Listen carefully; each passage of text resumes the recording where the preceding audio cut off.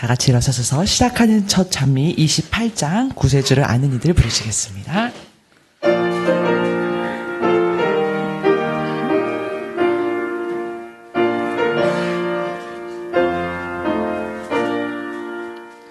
구세주를 아는 이들 찬송하고 찬송하세.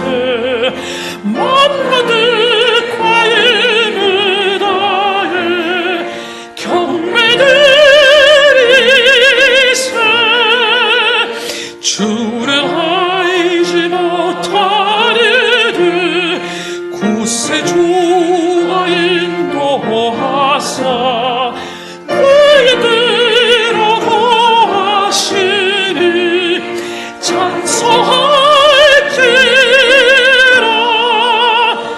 약한 사람 도움받아 시험 중에 참게 되며 믿음으로 모든 죄를 승리하겠네. 진리 되신 우리 주는 영원토록 변함없네. 성도들아 주를 믿어 길이 섬기세.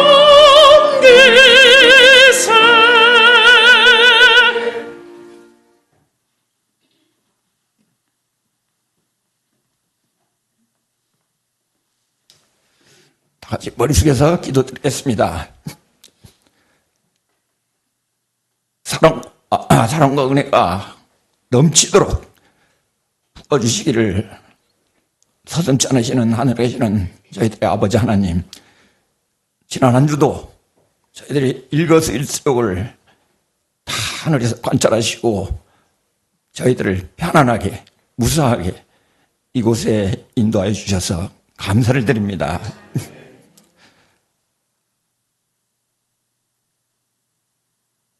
몇십 년 전에 하나님께서 특별히 뜻한 바 있으셔서 이곳에 노아의 방주를 지으시고 그동안에 많은 영혼들에게 재림의 기별을 선포할 수 있도록 해주셔서 감사를 드립니다. 또한 많은 영혼들이 우리 문영민 형제님처럼 저희 하나님의 크나크신 은혜를 받아들이시는 침례자를 또 많이 낳도록 해주셔서 진심으로 감사를 드립니다. 저희가 이 방주를 통해서, 교회를 통해서 앞으로 선교 복음센터가 되도록 하시고, 그래서 과거에 그 놀라운 영광을 다시 한번 재현할 수 있도록 축복을 허락하여 주시옵소서. 이제 살아가는 당신께서 귀 있으시는 우리 목사님을 통해서 말씀을 듣겠습니다. 말씀을 선포하실 때 그 말씀 가운데 살아계셔서 역사하시는 그 예수님 저희들이 다가오실 때 우리가 받아들임으로 우리 믿음이 깊어지고 성장하고 성숙한 교인이 되게 축복을 허락하여 주시옵소서. 저희들과 함께하지 못한 각자의 사정으로 인한 우리 사랑하는 교우님들이 계십니다.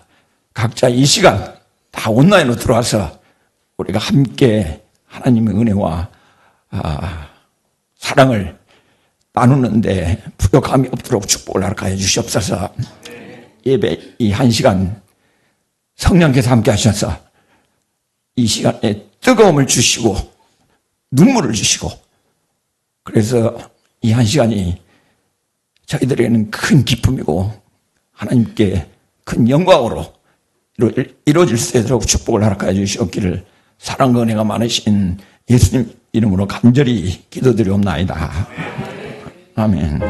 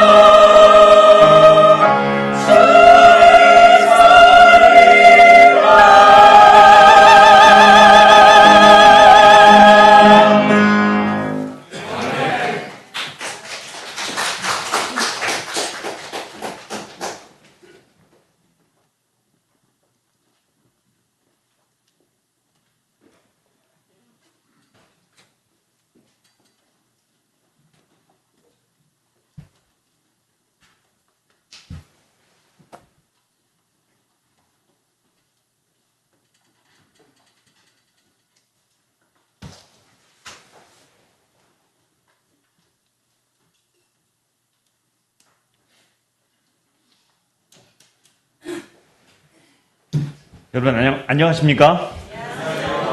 특별한 찬양 감사합니다. 오늘 찬양은 특별히 박수가 나왔습니다.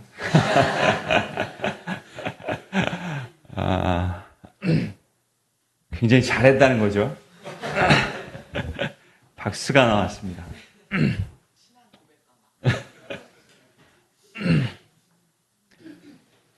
자, 우리에게 주시는 하나님의 말씀입니다. 여호수아, 구약성경 여호수아 5장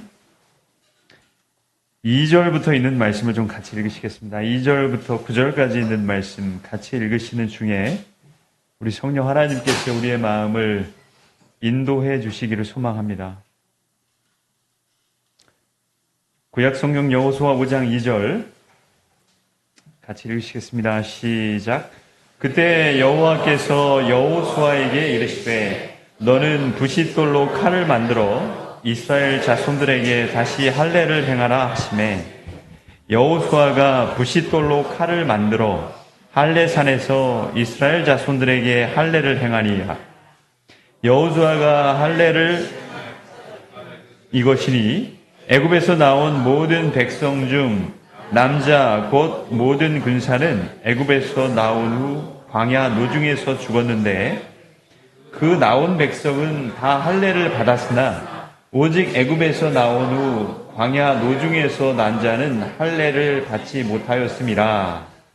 이스라엘 자손들이 말씀을 청종치 아니하므로 여호와께서 그들에게 대하여 맹세하사 그들의 열조에게 맹세하여 우리에게 주마하신 땅 곧 젖과 꿀이 흐르는 땅을 그들로 보지 못하게 하리라 하시매 애굽에서 나온 족속 곧 군사들이 다 멸절하기까지 40년 동안을 광야에 행하였더니 그들의 대를 잇게 하신 이 자손에게 여호수아가 할례를 행하였으니 길에서는 그들에게 할례를 행치 못하였으므로 할례 없는 자가 되었음이었더라. 온 백성에게 할례를 행하기를 피하매 백성이 진중 각 처소에 처하여 낫기를 기다릴 때 여호와께서 여호수아에게 이르시되 내가 오늘날 애굽의 수치를 너희에게서 굴러가게 하였다 하셨으므로 그곳 이름을 오늘까지 길갈이라 하느니라. 아멘. 아멘. 여호수아 5장 2절부터 9절까지 있는 말씀 함께 나누실 하나님의 말씀입니다. 삶을 위해서 삶을 살라, 삶을 위해서 삶을 살라라고 하는 제목으로 하나님 말씀 함께 나누시겠습니다. 오스트리아 출신의 시인입니다. 소설가이고요. 어떤 기록에 의하면 20세기 최고의 독일어권 시인 중 한 명이라고 일컬어지는 여러분 잘 아시는 그 라이너 마리아 릴케라고 하는 사람이 이런 이야기를 했습니다.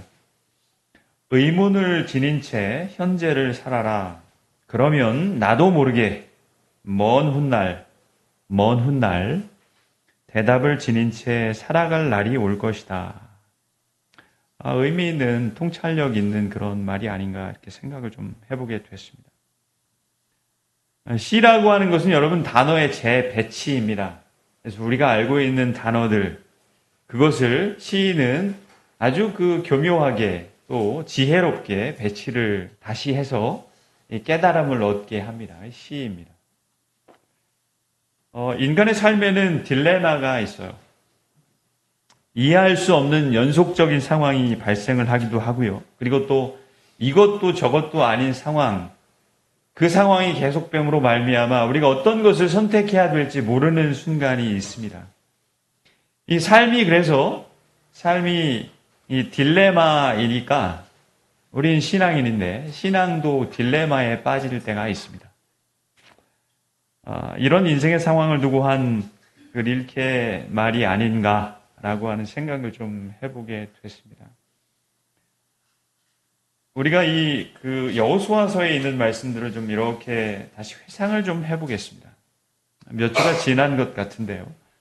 여호수아가 여러분 이스라엘 백성들을 인도해서 이제 이 가나안 땅에 이르게 됩니다. 오늘 본문에 있는 말씀은 5장에 있는 말씀이고요. 이 3장에 있는 말씀은 여기 그림에 보시는 것처럼 요단강이고 또 그 제사장들과 궤를 앞세운 그 무리가 하나님께서 물을 멈추어 세우셨습니다. 그래서 이스라엘 백성들이 요단강을 건넜습니다. 그래서 이 여호수아 3장에 보면 요단강을 건네주시는 하나님, 드디어 이스라엘 백성들이 그 우기의 물이 경랑에 휩싸인 그 물이 출렁이는 요단강물을 건넜다. 하나님께서 그 물을 멈춰 세우셨고요. 그래서 이스라엘 백성들이 건넜습니다. 드디어 그 물을 건넜는데 이제 4장에 있는 말씀을 보면요. 우리가 좀 회상을 해보는 시간입니다. 4장에 보면 그건 하나님의 은혜였다고. 꼭 기억을 해야만 했습니다. 그래서 이스라엘 사람들 마음속에 있었던 것을 좀 이렇게 표시로 남기기를 원했단 말입니다. 그래서 이제 각 지파별로 돌을 하나씩 가져다가 이 돌 무더기를 쌓았어요. 근데 그것도 2군데에 쌓았습니다. 이 강물에다가 그 요단강, 멈추어 섰던 그 요단강 그 강물 속에 그 강 바닥에다가도 쌓았고요. 이스라엘 백성들이 거하던 그 지역에도 쌓았습니다. 그 이야기가 이제 4장에 기록이 되어 있어요. 근데 이제 오늘 본문에 있는 말씀, 5장에 있는 말씀을 보면 이런 여호수아 3장과 4장의 배경을 가지고 이제 5장에 있는 말씀은 이렇게 시작을 하는 거예요. 우리가 읽으셨지만 이 화면을 통해서 좀 같이 다시 한번 읽어보시겠습니다. 시작. 요단 서편의 아모리 사람의 모든 왕과 해변의 가나안 사람의 모든 왕이 여호와께서 요단물을 이스라엘 자손들 앞에서 말리시고 우리를 건네셨음을 듣고 마음이 녹았고 이스라엘 자손들의 연고로 정신을 잃었더라. 이렇게 기록을 합니다. 이 소식이 이스라엘 백성들이 요단강을 건넜다고 하는, 특별히 하나님께서 함께 하셔서 이스라엘 백성들을 건네주셨는데 이 소식이 주변에 있는 민족들에게 들렸어요. 그래서 이 표현에 의하면 그 사람들이 이제 두려움에 떨기 시작한 것입니다. 야, 이 사람들을, 이런 사람들이, 그들이 믿는 그 하나님이 아마도 우리도 멸할지 몰라 라고 하는 그런 두려움 가운데 있었다는 거. 그래서 이 1절에 있는 말씀만 보면 이때 이스라엘 백성들을 이 그 가로막을 어떤 세력도 존재하지 않았습니다. 네. 그런 상황들이 전개가 됐어요. 이제는 여러분 우리가 이렇게 좀 생각을 해보는 것처럼 이스라엘 백성들이 그야말로 아무런 그런 장애물 없이 꽃길만 걸을 것 같은 그런 상황입니다. 네. 어떤 것도 두렵지 않아요. 모두 다 이스라엘 백성들을 향해서 두려움을 표시하니까요. 이야기하니까요. 그리고 특별히 이스라엘 백성들이 믿는 하나님, 그 하나님은 위대하신 분이라고 하는 사실을 주변에 있는 모든 민족들이 알게 됐어요. 그런데 여기까지는 괜찮은데 2절에 있는 말씀을 보면 하나님께서 이런 뜬금없는 명령을 하시고 있습니다. 같이 읽어보시겠습니다. 시작. 그때 여호와께서 여호수아에게 이르시되 너는 부싯돌로 칼을 만들어 이스라엘 자손들에게 다시 할례를 행하라 하시매. 그랬어요.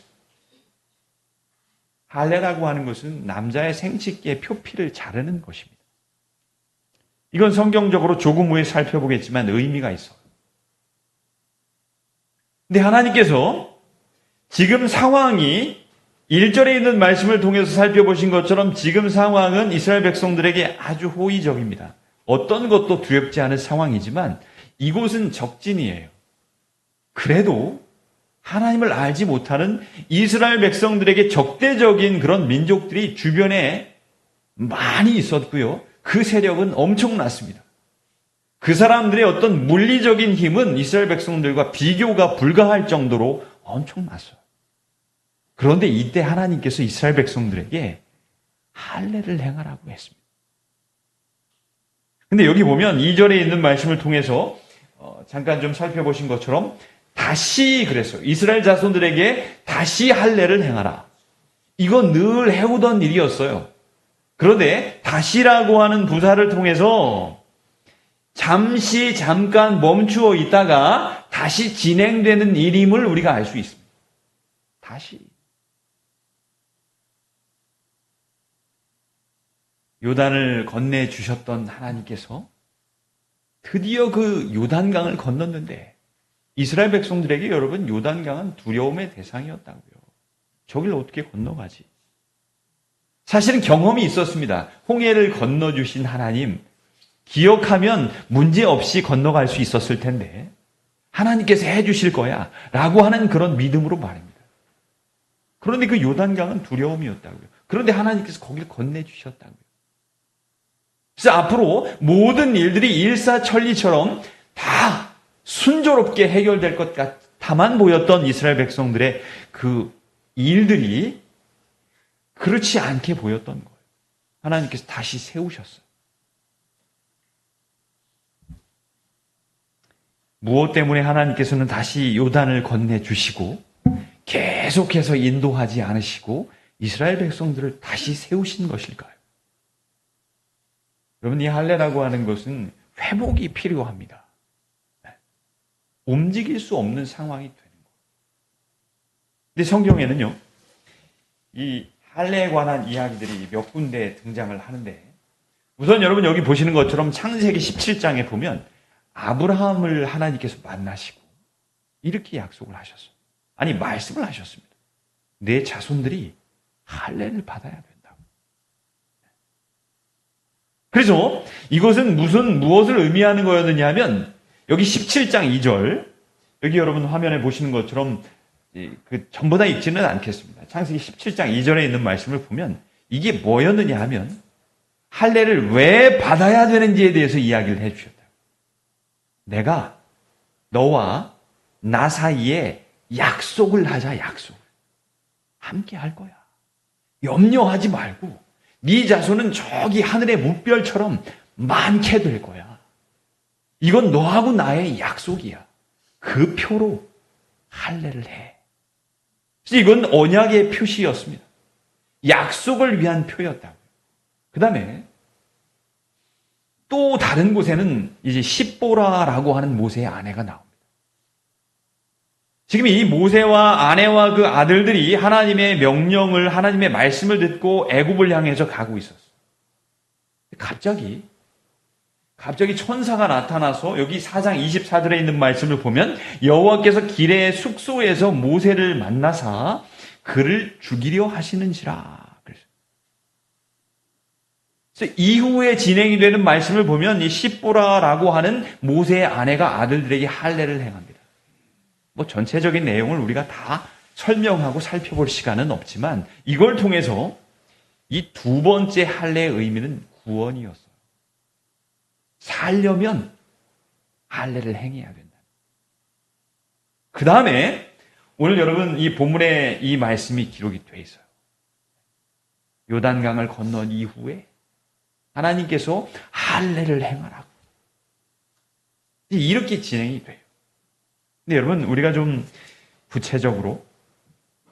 조금 구체적으로 부조와 선지자에 있는 말씀을 좀 살펴보겠습니다. 이 말씀입니다. 이 말씀을 좀 보면요. 히브리인들은 가나안 땅에 들어와 요단강 가까운 곳에 최초의 진을 쳤다. 이곳에서 여호수아는 이스라엘 자손들에게 할례를 행하였다.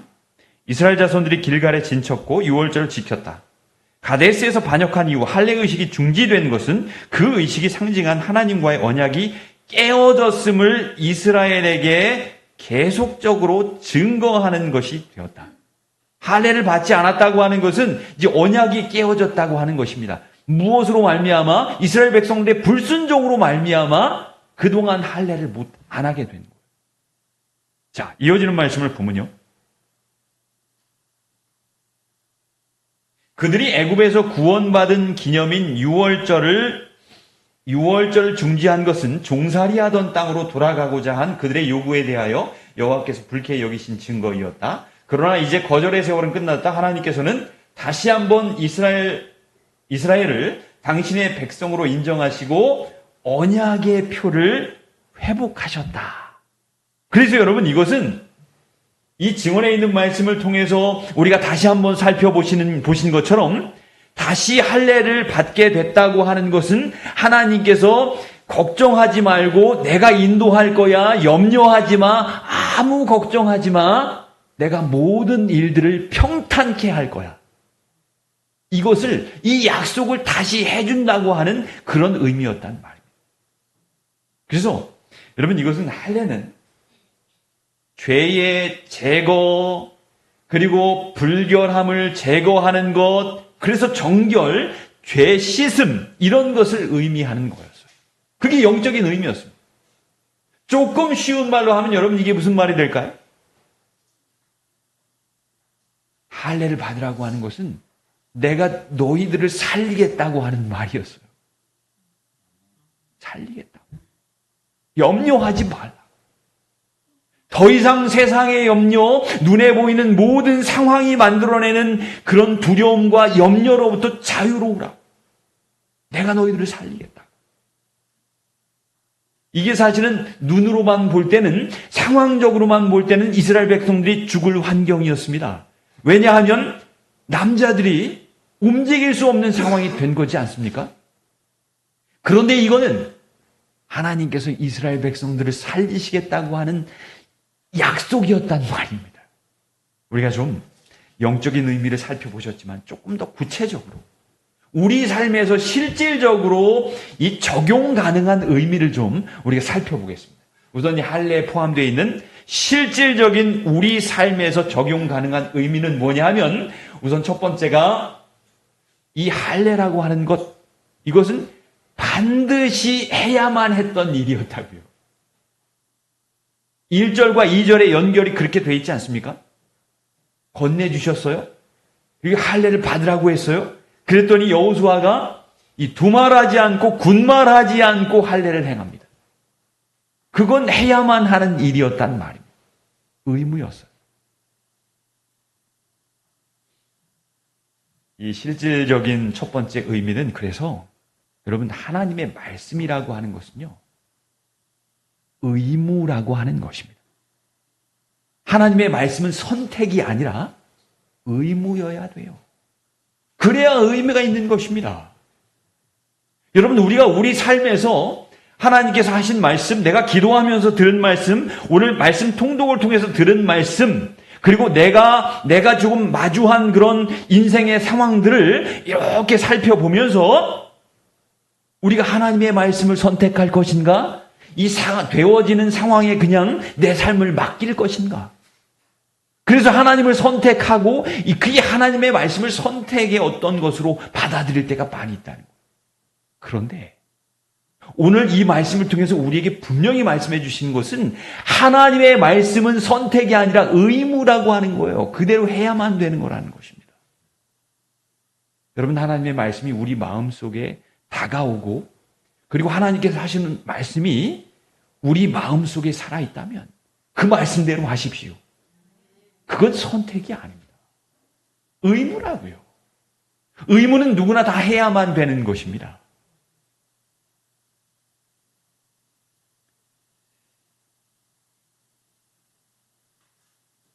(1889년) 그 편지 4호에 이렇게 기록이 되어 있습니다. 같이 좀 읽어보시겠습니다. 그리스도는 사람을 그가 하는 일의 양이 아니라 그 일을 행하는 정신으로 측정하신다. 그래서 우리 주님께서 우리를 이렇게 살펴보시는데요. 무엇으로 살펴보신다고요? 정신으로 측정하시고 살펴보신다는 거예요. 우리가 하나님을 위해서 하는 많은 일들을 통해서 그걸 통해서 측정하시고 내가 너를 더 사랑해 이렇게 말씀하시는 것이 아니라 우리가 어떤 생각을 갖고 어떤 동기를 갖고 하나님을 높이는지를 보신다는 거예요. 그래서 여러분 그리스도인의 삶은요. 마음이 정신이 살아있어야 돼요. 우리 육신이 허물어져도 마음이 여러분 살아있어야 된다. 그래서 영혼이 살아있는 사람이어야 됩니다. 그 사람 하나님께 사랑하시는 그 당신의 종이에요.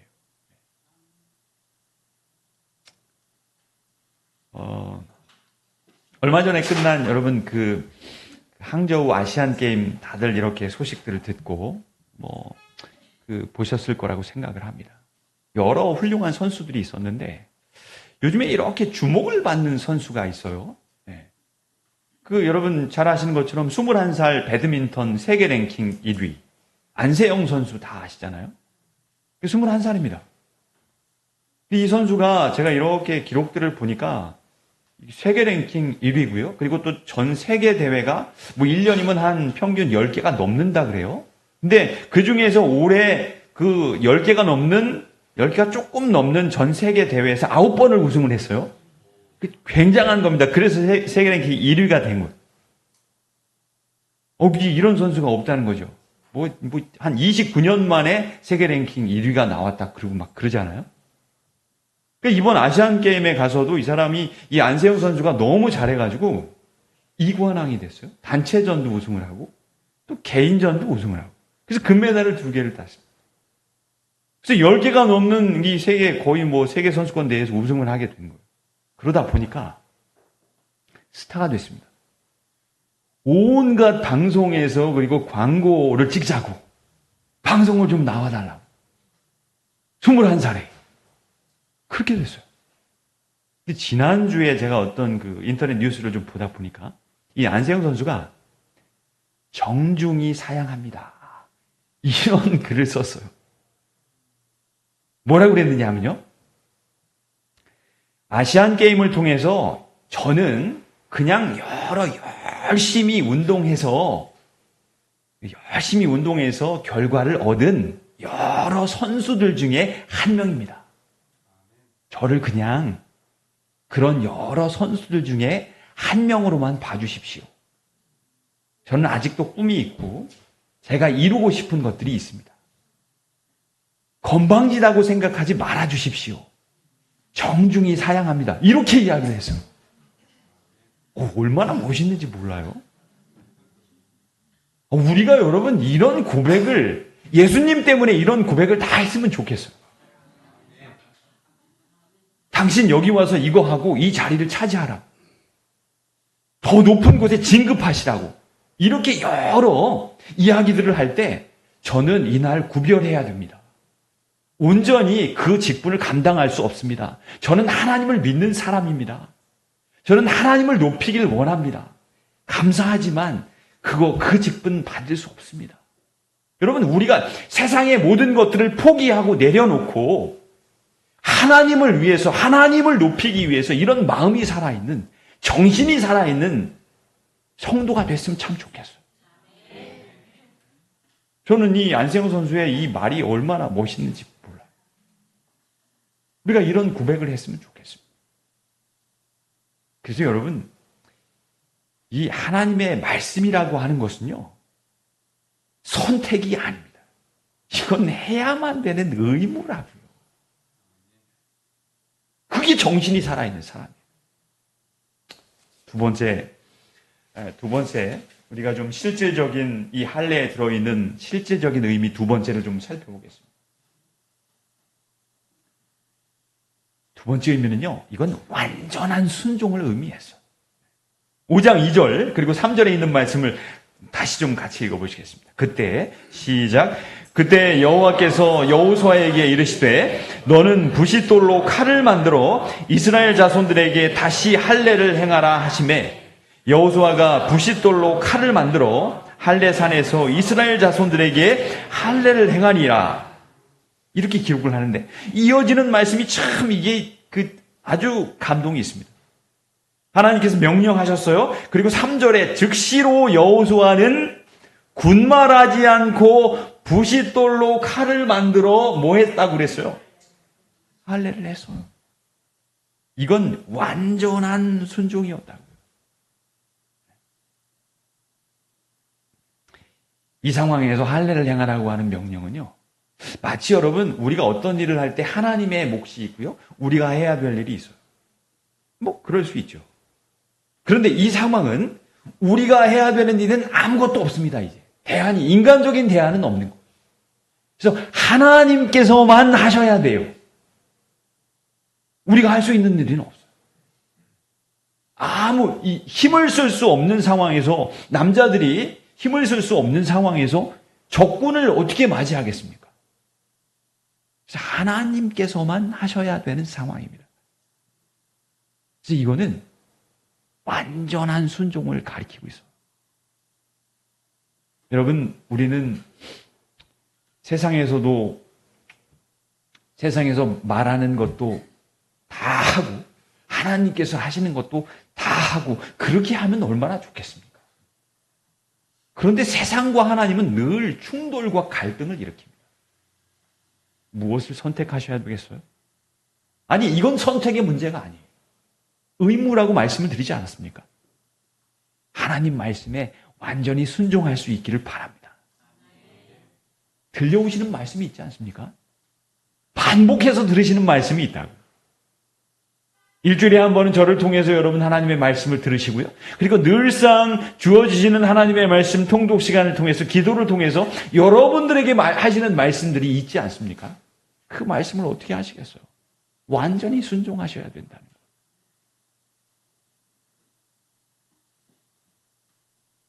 증언보관에 있는 말씀을 좀 보겠습니다. 같이 좀 읽어보시겠습니다. 글자가 조금 작은 것 같은데요.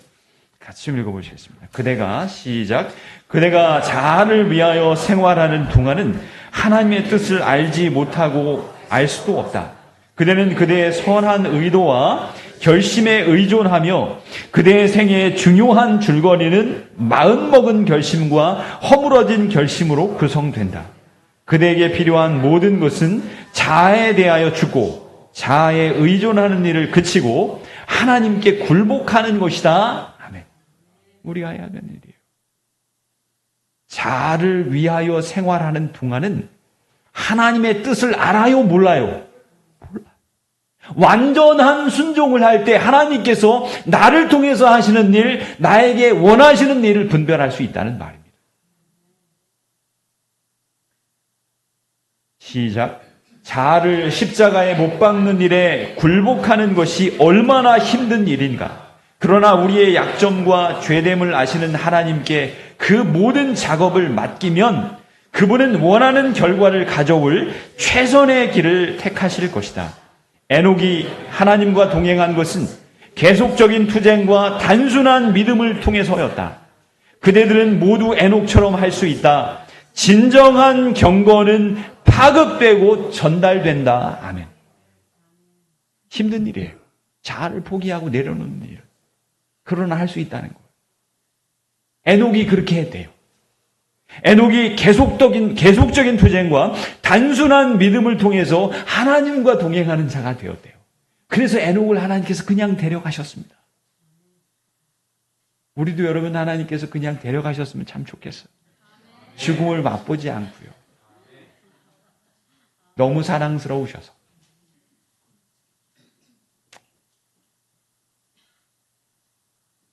같이 읽으시겠습니다. 시작. 그대 자신에게서 눈을 돌려 예수님을 바라보라. 그분은 만유이시며 만유 안에 계신다. 아멘. 우리가 해야 될 일입니다. 여러분 완전히 순종하십시오. 순종할 수 있어요. 하나님께서 원하시는 삶을 위해서 여러분 우리 삶을 위해서 하나님께서 원하시는 삶을 살 수 있다고요. 분명히 할 수 있다고 말씀하시지 않으셨습니까? 삶을 위해서 어떤 삶을 사시겠습니까? 우리 삶을 위해서 말입니다. 우리 삶을 위해서 우리 삶을 사시겠어요? 우리 삶을 위해서 하나님을 위한 삶을 사셔야 된다는 말입니다. 하나님께서 기뻐 받으시는 삶. 그런데 그걸 할 수 없는 것이 아니라 할 수 있다고 말씀을 해주셔서 얼마나 감사한지 모르겠어요. 여러분, 우리 삶을 위해서 하나님께서 원하시는 삶을 모두 다 사심으로 하나님께 영광이 되는 우리 모두의 삶이 되시기를 주님의 이름으로 간절히 바랍니다.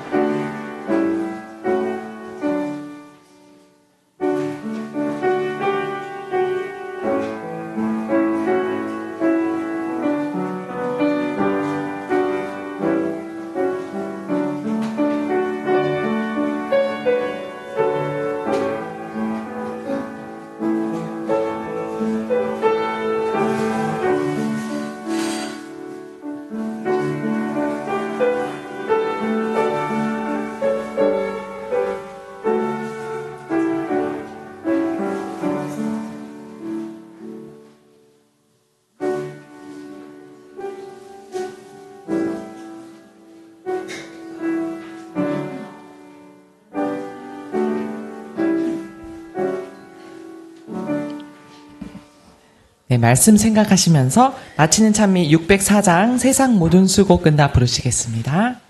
일어서서 부르시겠습니다.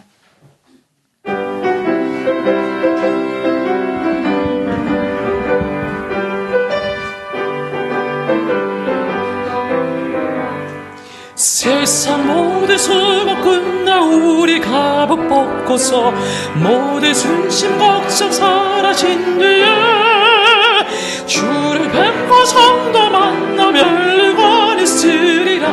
새 예루살렘에서 성도들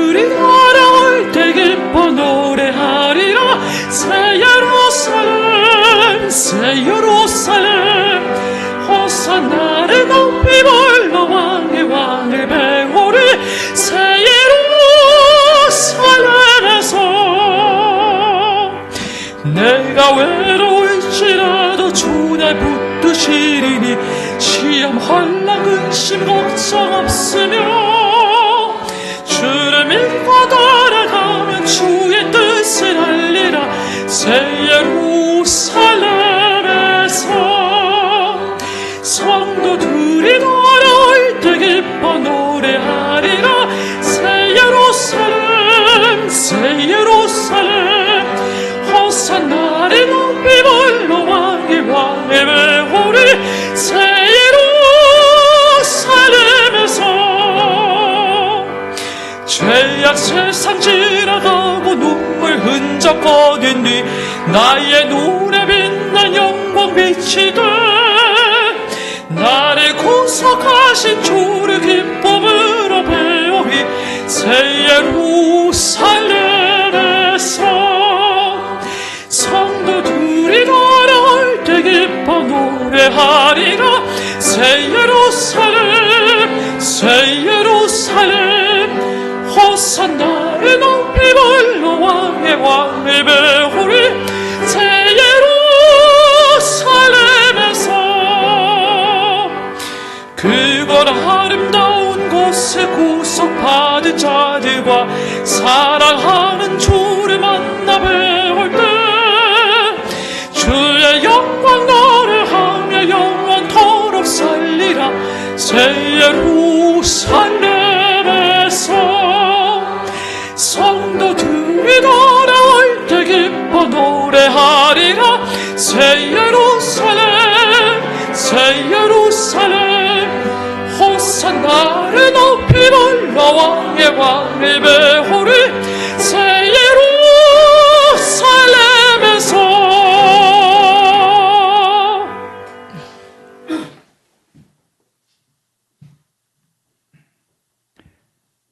좋으신 아버지 하나님, 생명의 말씀으로 오셔서 감사합니다. 완전히 순종하게 해 주시옵소서. 하나님의 말씀은 의무임을 잊지 않게 해 주시옵소서. 그리스도인 삶이 얼마나 아름답고 복스러운 삶인지 경험하는 귀한 시간 되게 도와주시옵소서. 아버지 하나님, 혹시 마음이 무너진 자들이 있습니까? 일으켜 세워주시옵소서. 육신이 무너진 자들이 있습니까? 회복시켜 주시옵소서. 예수님의 이름으로 기도합니다. 아멘.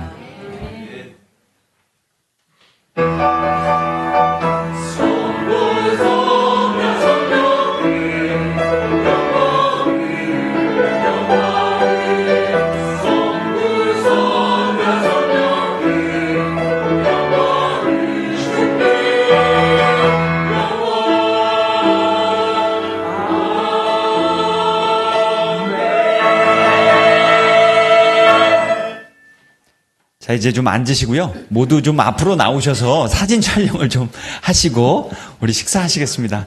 앞으로 좀 나오시면은 사진 촬영하시고요. 문용 형제 그 꽃다발 가지고 나오시죠.